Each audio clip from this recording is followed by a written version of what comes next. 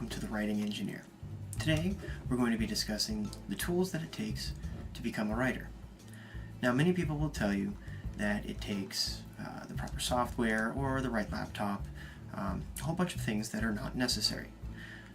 What you really need to be a writer is all up here. It's in your imagination. A couple things that will help you, I'll show you today. First and foremost, you need to have a couple of notepads. I like to use a cheap one that you can get from any grocery store, any pharmacy, any store anywhere. These are typically 3 packs for like $4.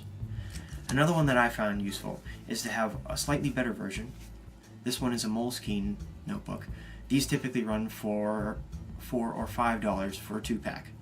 This one I like to put down all my story ideas that I would like to develop later. The next thing that really helps are these. Some people call them sticky notes, 3M post-it notes. Get yourself a big pack of them.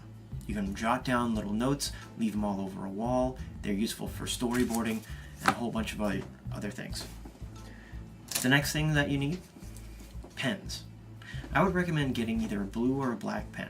Make sure when you get your writing utensil, the one that you're going to be using for your primary means of writing down your ideas, writes well. You may have to buy several different versions before you find one that you like a lot. A lot of people recommend getting different colored pens for when they do editing. A lot of people recommend red. That's usually what we see teachers or professors use when they correct our papers. I prefer pink.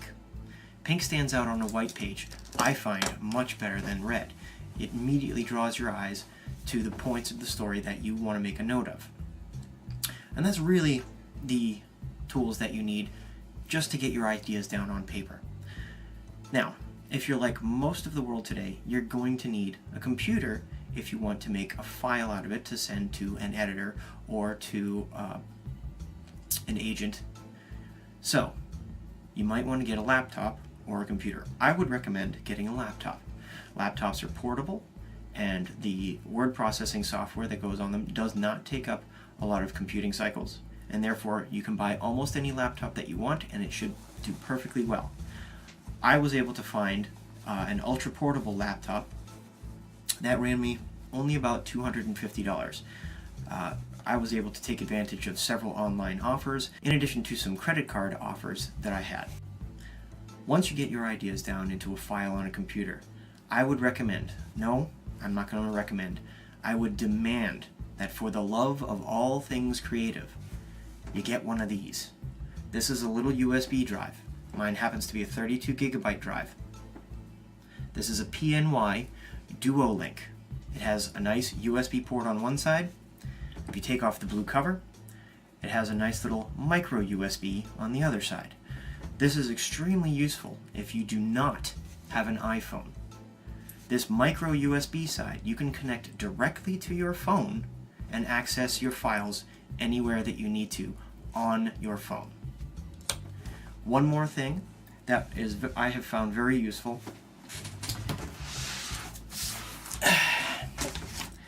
is one of these bad boys. Very large. This happens to be a 2-inch 3-ring binder. This is useful for keeping working drafts of your work that you have printed out. If you buy spiral-bound notebooks, oftentimes many of them will have holes already punched in them so that you can take the pages out and put them in 3-ring binders. And if you want to, that's where you can store your story notebook. Just take the entire notebook, stick it in your 3-ring binder, and close the loops. No more having to search for your notebook. It's contained in your 3-ring binder. So, those are just the basic tools that you would need to become a writer, when really, much of that is not necessary. You only really need a pen and a piece of paper. If you guys enjoyed today's content, please do a like below and list any of your comments. I will try and get back to as many of them as I can.